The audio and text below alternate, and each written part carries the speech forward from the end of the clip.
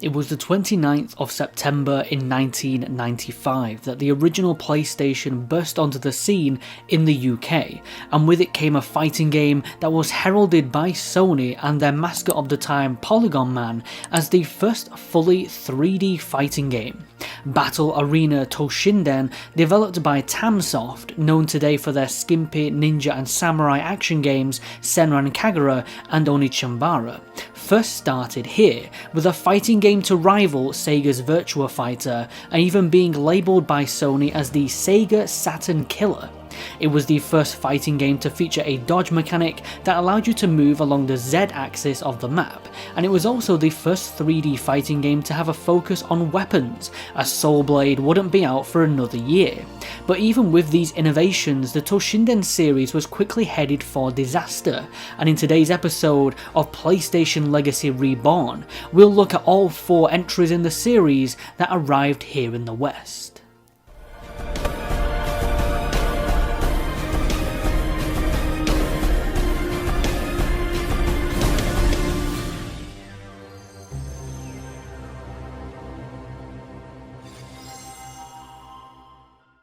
Launching with the PlayStation, Tamsoft's Battle Arena Toshinden was published by a company called Takara in Japan, but over here in the West, Sony themselves took over distribution, and they led a big marketing campaign for the game. To get as many sales as possible, the main character, Aiji, was sidelined in the marketing of the game for instead a different character on the roster, Sophia, a Russian dominatrix, wielding a whip and having a very large chest. It's not too difficult to see why Sophia was running the marketing side to the game, almost becoming like an unofficial mascot for the Sony PlayStation in its first few months of the release. Sony really wanted a system-selling fighting game at launch that could oppose Sega's Virtua Fighter, and Namco's Tekken was still a few weeks away. Battle Arena Toshinden boasted its true 3D mechanics, which was basically a dodge roll maneuver with the L1 and R1 buttons that had your character roll around your opponent, eventually ending up on another plane of the arena, useful for evading certain attacks. This was the first 3D fighter to have something like this implemented, and it did eventually get picked up by future fighting games from Namco, Capcom and Midway. It also had an emphasis on weapons-based combat, the first 3D fighter to do so. Every character comes with a unique weapon and fighting style. The 4 face buttons on the controller command your light slash, heavy slash, light kick and heavy kick attacks, and a selection of special moves that can be executed with combo inputs. Each character also has a super desperation attack which can be executed when your health bar is 10% or lower, but these do have gigantic input codes that can be quite tricky to pull off when you're at your most erratic stage of the fight. You win like most fighting games by depleting your opponent's health, having more health than your opponent when the timer runs out, or by knocking your opponent out of the arena, as each stage is just a square platform suspended in the air. Battle Arena Toshinden's narrative is surrounded by shady corporations, fighting tournaments, and acclaimed warriors from around the globe, not a whole lot different from other games of the same genre. The Battle Arena Toshinden is a fighting tournament infamous throughout the criminal underworld, and it is funded by a mysterious group known simply as the Secret Society. It is rumoured that the Secret Society is a subsidiary of the multinational corporation called the Gerard Foundation. The Secret Society chooses its participants, and they battle for a grand prize. Battle Arena Toshinden comes with 2 modes, which was common for fighting games of the time: your arcade mode, in which you battle through the roster of fighters and then face the final boss, and versus mode, in which you can battle against a player 2. Although a feature I was surprised to see is versus mode also allows you to battle the computer, letting you choose your opponent, which for the time many fighting games did not have this feature until it became more popular in the late 90s. For characters, Battle Arena Toshinden comes with 10, 8 of them are available from the start. They are Aiji Shinjo, a sword-wielding young adventurer who joins the fighting tournament in hopes to find his long-lost brother Sho Shinjo. These 2 brothers will be central figures in the future story of the series, with Aiji being the main protagonist of the first 3 games. He's your typical hero of the time with spiky hair, bandana, and simple moveset that makes full use of the game engine. Kain Amo, a saber-wielding bounty hunter and friendly rival to Aiji. Kain enters the tournament for revenge against the killer of his foster father who was murdered in the previous year's tournament. If Aiji is Toshinden's Ryu, then Kain is the equivalent to Street Fighter's Ken. Sophia, a Russian private detective who likes wearing black BDSM attire and wields a whip. She joins the tournament to uncover her lost memories and definitely has one of the more unique movesets within the game. Rungo Iron, a club-wielding miner who has joined the tournament to rescue his family who has been held captive by the secret society. Not really much to say about this guy, he's pretty forgettable.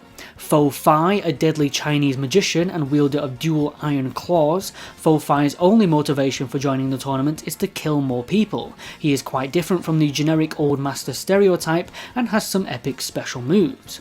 Mondo, a spear-wielding assassin. Mondo works for an opposing force of the secret society and takes part to fulfill the mission he has been given to infiltrate the tournament. Duke B. Rambert, a two-hand sword-wielding French knight that has joined the tournament to get revenge on Aiji for a past defeat against him, certainly the most ludicrous addition to the roster. And Ellis, a kind-hearted dancer that joins the tournament seeking her missing father. She wields dual dirk blades. As for the final two characters, they are hidden characters and act as the game's final boss and secret boss. They are Gaia, the final boss of the game and wielder of a Zambato sword. He also wears this excessive armour that can fire projectiles. He is the sponsor of the tournament and later revealed to be Ellis's father, who she was looking for. And finally, Sho Shinjo, Aiji's older brother and secret boss of the game, only available after beating the arcade mode without using any continues. He wields a katana and was the champion of the previous tournament, being the one who murdered Kain's foster father. All the characters come with their own unique stages and have some brilliant themes. One of Battle Arena Toshinden's greatest assets is its soundtrack. The combat is not as sharp, however. Battle Arena Toshinden is a little sluggish at first, having very clunky movements and a slight input delay on some moves. That being said, when you do get a handle on it, Toshinden can be quite a lot of fun, especially with each character having their own techniques and quirks. The visuals also have the same decent quality. It goes for a semi-anime style with having characters with elaborate costumes and mannerisms and your spiky-haired hero, but also having some western medieval tones with knights and castles. This does give it a unique approach, but the blurry background and some low quality textures do leave a lot to be desired. Aiji Shinjo is canonically the champion of the Battle Arena Toshinden and makes his way to face Gaia in the final match. This is a relatively tough final battle as Gaia has some cheap projectile moves, but utilising the dodge roll, which gives you some invincibility frames, will be really helpful. After Gaia's defeat, it is revealed that he had been holding the competition without the Secret Society's permission, in hopes of finding a warrior capable of partnering with him to take the society down. It was quite disappointing that the characters don't get any unique endings when playing through the arcade mode. It's pretty cheap in its execution. All you get shown is the input code for that character's desperation attack, but at that point it felt pretty redundant. While not the most replayable arcade mode or having the sharpest visuals and controls, Battle Arena Toshinden is still a fun PlayStation launch title and a stepping stone for the 3D fighting game genre. Sidestepping, weapons, anime blended with medieval Western art style, and a great soundtrack are a few things to enjoy from Battle Arena Toshinden. Once games like Tekken started to appear, the popularity of Battle Arena Toshinden began to decline. However, that didn't stop Tamsoft from continuing their endeavour to turn Toshinden into a lasting fighting game series. Likely due to the more successful sales of Namco's Tekken series at this point, Sony left publishing the Tamsoft's Toshinden games in the West and was now distributed by company Playmates of Earthworm Jim fame, but still owned by Takara in Japan. Battle Arena Toshinden 2 released less than a year after the first game, and this is evident in its lack of much new content and characters, but does refine what was missing from the first game. The big addition is an actual intro FMV, and an epic one at that. It combines some live action elements with in-game animation. It introduces all the base game characters, and even as actors portraying Aiji, Sophia and Ellis, which is a really neat touch. There's no new modes, only your arcade and versus modes from the first game, but for arcade mode there is an option called Full Battle, which instead of taking you through 8 battles, takes you through the entire roster of the game. We do get a new character select screen that shows us the models of the characters and features a random option. There's also new UI elements, which gives the game a more striking and higher budget feel. Stages are also featured some moving background details like rushing waves of the ocean, which look really good, and cheering crowds. The arenas just look so much better than they did previously. The gameplay, however, remains rather unchanged from the first game. Dodge rolling is still here, along with the light clunkiness of the movement and combat. The only major new addition is an overdrive mode, which boosts your super attacks, and to use you must fill a meter along the bottom of the screen. In Battle Arena Toshinden 2, set 1 year after the first game, the Secret Society begin their hunt for their traitor to their company, Gaia. In order to lure him out, they set up a next tournament, which brings all the contestants back from the previous one. Aiji Shinjo is still presented as the main protagonist. For the character selection, Toshinden 2 brings back all the characters from the previous game, including Sho as a hidden character, and Gaia is now part of the base roster, just without his exoskeleton boss armour. For newcomers, Toshinden 2 has only 5. 2 are available at the start. They are Tracy, a New York police officer who joins the tournament to look into the secret society. She's a very cool fighter wielding tonfas, and Chaos, an executive of the secret society who is ordered to hunt down and eliminate the traitor Gaia. Another awesome design, and he wields a scythe. For new hidden secret characters, we have Uranus, an Angel-esque character and the second in command of the Secret Society and sub-boss to the game. She wields a bow. Master, the game's antagonist and leader of the Secret Society with plans of world domination. Not a very unique name, she wields telekinetic swords.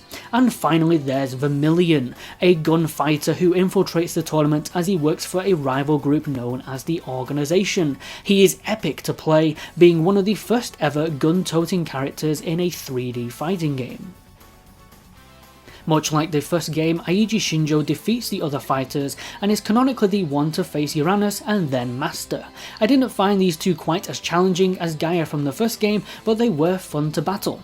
After they are defeated, the Secret Society has finally been crushed, but unbeknownst to the fighters, the secret character Vermilion, an agent for the Organization, starts to put his own plans into motion. An upgrade from the first game is that each character now does get some kind of ending after completing their arcade mode, but it isn't very exciting, just being a small paragraph of scrolling text with not a lot of detail. Battle Arena Toshinden 2 was a visual upgrade from the first game, but the short release window after the first meant its roster, its movesets and its combat largely remained the same. It's still rather clunky, it's still rather simple, and its severe competition of the time meant this game would be far hidden in the shadows of titans like Tekken 2 and Soul Blade. That being said, the continually awesome art style, music, characters and cool new intro keeps this series going strong enough. Taking some extra time with this next entry, Tamsoft released Battle Arena Toshinden 3 in early 1998 in the UK, and this would be their strongest attempt to turn the series into something long-lasting. It was still being published by Playmates in the West, and due to a slightly longer development cycle, Tamsoft managed to improve and add a lot of features to Toshinden 3, the most marketed of which was the new caged arenas. Each stage now was surrounded by walls and a ceiling. This took away ring outs in favour of pulling off longer combo strings as your opponent is bounced back into the arena. Combos also became simpler to pull off and flowed better in this game than the previous ones. I found myself executing longer combo chains with ease. They also moved the dodge rolls to the left side of the controller with L1 and L2, opening up R1 and R2 for quick and easy shortcuts to each character's special moves. This does make the combat quite simplistic and easily spammy, but on the flip side it makes the game more accessible. An unnecessary change, however, was the UI. This time the life and super meters take up a large portion of the bottom of the screen and are so colourful that it can oftentimes be distracting. It was done so much better in Toshinden 2. Toshinden 3, set 1 year after the previous game, begins with a new CG intro that features no live action this time, but does continue the narrative of the series, and sees our heroes and new character David get ambushed by members of the Organization such as Vermilion, who tries to capture Aiji.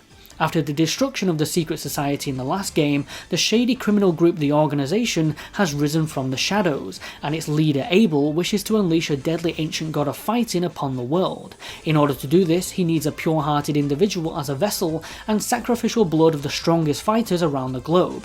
Through Vermilion's infiltration of the previous Battle Arena Toshinden, they have information on everyone they need.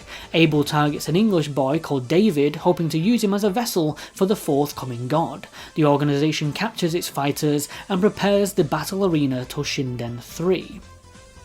Toshinden 3 did come with 2 new modes alongside the arcade and versus modes. You had a survival mode which pits you against the whole game's roster on just 1 life to see how far you can get, and practice mode to test out each character and practice their moves. In arcade mode this time, it won't be entirely random who you go up against. If you choose a hero character, then your opponents will be the organization members, and vice versa. I thought this was a really good detail implemented and served the narrative well. Every character from the previous 2 games does make their return except 3 of them. Secret Society leaders Master and Uranus, as they were killed by Eiji in the last game, and Fo-Fi, who presumably was killed between Toshinden 2 and 3, although his moveset is used in this game by 2 other characters. Alongside the 12 returning characters, we have 20 new ones. Yes, 20. Making this the biggest Toshinden character roster in the whole series with 32 playable characters. Now let's look at the new contestants. Nagisa Iwashiro, a police detective working with Tracy to help take down the organization. He's a really cool new character with a great sleek design and wields both a pistol and nightstick, offering some great moves. Suzuki Fuji is a gambler in a Japanese geisha type outfit. She helps David and the heroes take down the organization, and she wields a kisaru, which is like a large Japanese smoking pipe. Very interesting moveset. Also like how she just kind of slides along the floor. David, he is an English boy targeted by the organisation. He wields a chainsaw which, much like the gun-toting Nagisa and Vermilion, was pretty original for fighting games at the time. Beihu, this is a little ape that was raised and trained by Fo-Fi and passed down his iron claws to the primate. While he plays similarly to the old magician, he does move with the flow of an ape, which looks really awesome. I think he was also the first playable ape in a fighting game. Now onto the unlockable characters. Leon, this is Aiji's organisation member rival and features a very similar moveset. He has a pirate-like design and wields a cutlass. 10 Count, this guy is my favourite new addition to Toshinden 3. 10 Count is an assassin for the organisation wielding a rapier sword, but doubles as a homage to Michael Jackson, which I think is really original for a fighting game. You get a lot of Bruce Lee, Mike Tyson, Jackie Chan homages in fighting games, but here's Toshinden 3 with Michael Jackson. He's dressed like Michael's smooth criminal costume, he does the spins, the crotch grabs, the moonwalk, the hee-hees. 10 Count is perfect and is a shining example that Tamsoft was still just as ambitious and creative 3 games into this series. Zola, another organisation assassin and another homage character, sharing many feline and costume characteristics with DC's Catwoman. While Zola does share a few moves with Sophia, she is still a fun character to play as. Adam, this is not one of the game's best characters. Adam is a robot who works for the organisation in hopes he can become human one day. He uses a cannon strapped to his arm, which I guess is quite unique, but he's very clunky in an already clunky fighter. Q-Ling, another replacement of Fo-Fi, along with Baihu, both using the same iron claws and sharing a few moves, not much more to say about her. Tujin, a partisan wielder, which is fairly interesting. Tujin plays a lot like Mondo, but he's not very original. Balga, another rival character that isn't very original, he's another knight and sword based character that is quite similar to Duke Rambert. Atahua, he is a Peruvian tribesman that wields dual blowguns, which is very different for a fighting game. Tao is a Brazilian fighter and watches over Atua in the tournament. He wields a large broadsword. Rachel, a rival and twin sister to Tracy. Rachel is pretty much a reskin with how similar that they play. Schultz, another scythe user and member of the organisation. Schultz is like a larger, clunkier take on Chaos. Judgment, the rival to David and also wielder of the chainsaw, which kind of makes it feel a little less original now that 2 characters in the same game use it. Judgment is also a homage character to classic slasher villains Jason Voorhees and Leatherface. Miss Till, a Malaysian fortune teller who works for the organisation and is pretty much a skin swap of Suzuki, just swapping the Kisaru out for a large flute. Abel, the main antagonist of Toshinden 3 and final boss, Abel is the only character in the series to use his bare hands, and that does give him some unique moves and playstyle within the series. Vale, he is the secret boss to the game and once leader of the organisation before Abel took over. Vale suffers from being over-designed. You know when you get a character that's just got so much in their design, like he's got laser blades and this big suit of armour and loud coloured hair. It's a bit much and his moveset borrows a little from Abel. Vermilion and Sho are definitely better secret fighters in this series. Lastly, there is Naru Amo. She is the adoptive daughter of series veteran Kayin Amo and is a little girl wielding her father's large sword. She's more of a comic relief character but would become more important in the final 4th game. While the new characters do share a lot of movesets, I do have to give credit to the sheer amount of creativity when coming up and designing many of them. There's a huge cast of variety here and a lot of duds, but it only makes sense we'd get a lot of repeated movesets with such a large roster. Once more, it is canonically Aiji that beats the organisation members and comes face to face with the leader Abel. Abel was probably the easiest one for me out of all the 4 games' final bosses. Once he was slain by Aiji, the summoning of the fighting god was stopped and the organisation was crumbled. However, recurring villain Vermilion has fled the scene and now Aiji would prepare his plan to lure him out and take him down once and for all. Battle Arena Toshinden 3 was a significant improvement over the first 2 games. It had more characters with some great new designs, it featured experimental elements such as caged arenas and a more accessible combat system that may have simplified it compared to its competitors, but was certainly needed to grasp a wider audience. You can feel Tamsoft really gave it their all with Toshinden 3, and that passion is evident in the changes they made to the arcade mode, the combat system and the character roster, and with that it gets a B for Bravo. Another 2 years later, it's a new millennium and the next gen PlayStation 2 is just a few months away from launch. Tamsoft came back to deliver one final send-off for the Toshinden series, giving us our anticipated showdown with series villain Vermilion. Toshinden 4, now dropping the Battle Arena title, was released in mid-2000 in the UK, never getting a release in the US. This was due to their Western publisher Playmates going out of business, and the UK port was instead handled by British company Studio 3.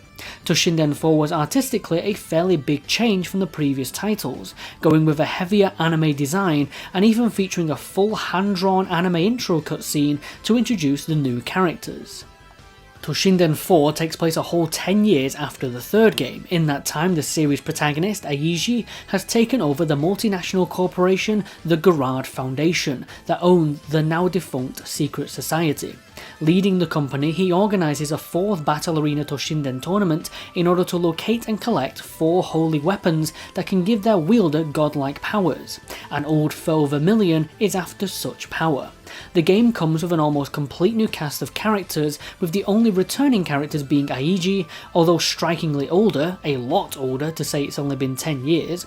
He's white-haired and wearing an epic new costume. He also wields a katana this time than just a regular blade.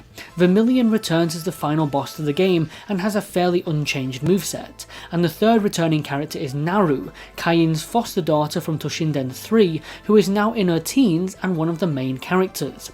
For new entries to the roster, Toshinden 4 comes with 10. They are Subaru Shinjo. He is the new protagonist of Toshinden 4, the son of Sho Shinjo and Aiji's nephew. He joins the tournament to find his uncle. He wields the katana and feels very much like the Jin Kazama of the Toshinden series.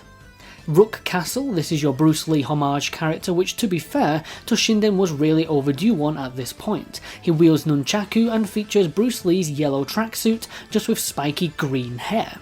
He joins Subaru and Naru as the main hero team. Puella Marionette, this is a really generic cutesy anime girl stereotype character, likely coming bundled with the new anime centered art style Toshinden 4 was going with. She wields a magical bow, not much else to say. Lancelot Lake Knight. What is with these names in Toshinden 4? Lancelot Lake Knight is another rapier user like 10 Count from Toshinden 3. Your feminine Japanese guy, Lake Knight does bring a new angle to the series at least.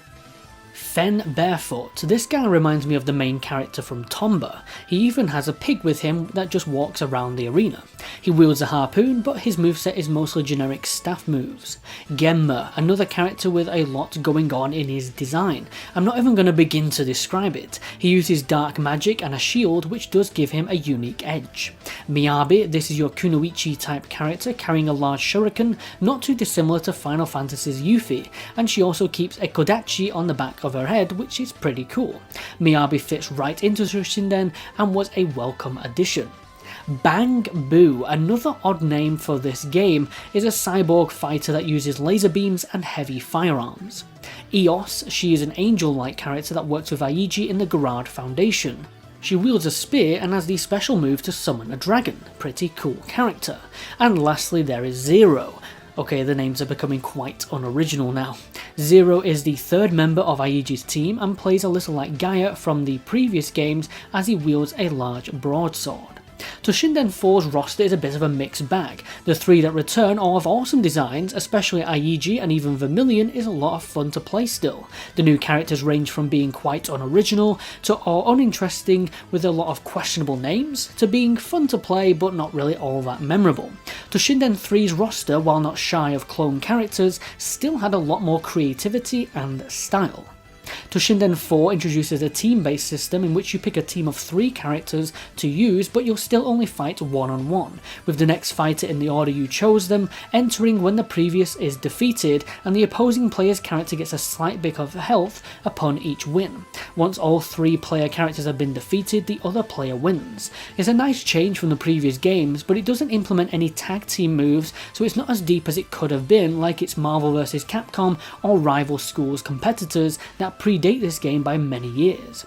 The combat also feels like it's gone a little backwards in quality from the third game. Combat still feels quite stiff even after 4 installments. Character models and stages are still really blocky and uninspired, which makes the game look rough for a 2000s release. Toshinden 2 even had better looking stages than this one, and the special moves didn't feel as creative as they previously did. What Toshinden 4 did continue from the previous game is the inclusion of a lot of modes to choose from. Arcade mode was now titled Team Story Mode, and had you choose one of the teams in the game and play their respective story of the tournament, featuring text box dialogue to give some personality to the characters and push this thin narrative along. You fight the opposing teams in a preset order, finishing on Aiji's team and then a battle against Vermilion. Canonically, I believe the team of Subaru, Naru and Rook win, with Subaru defeating his uncle Aiji and taking down Vermilion. After the story mode, Toshinden 4 has a lot of content to squeeze a few more hours of game time. Extra modes include your Versus mode, which can be played in single battles or team battles, although for the first time in the series, Versus can't be played against the computer and must have 2 players, which was really strange to think that the option has been around since the first game. There's Time Attack mode, which times how long it takes you to beat the roster, Goods mode, which adds different stipulations to your match, such as only being allowed to ring out your opponent, or your opponent having regenerative health, as a few examples. Your survival and practice modes return from Toshinden 3. There's a minigame mode that features 7 minigames that range from block falling puzzle games, block breaker, air hockey, asteroids, and a dancing game which isn't very good. And lastly, there's database mode, which lets you view concept artwork on all of the characters. 4 had a lot of modes, but much like its cast of characters, these also were very mixed in quality. I found the Falling Blocks minigames to be really fun for a few extra minutes of playtime, but the dancing minigame was awful, having you memorise button sequences and having bad input delay.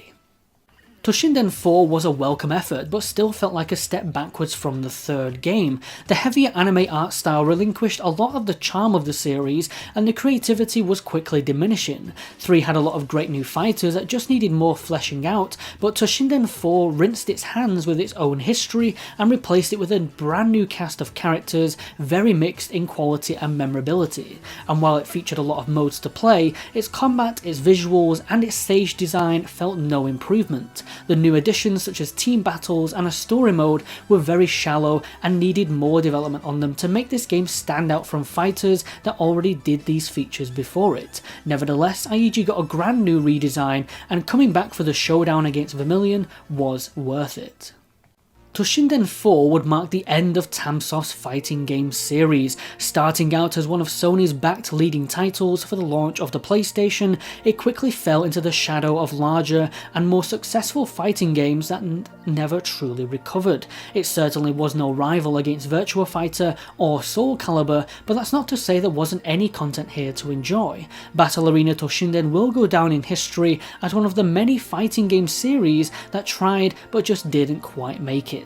From here, Tamsoft would go on to develop a few smaller budget action games for the PS2 that would eventually give birth to their Oni Chambara series, babes in bikinis slaying zombies, a very different direction.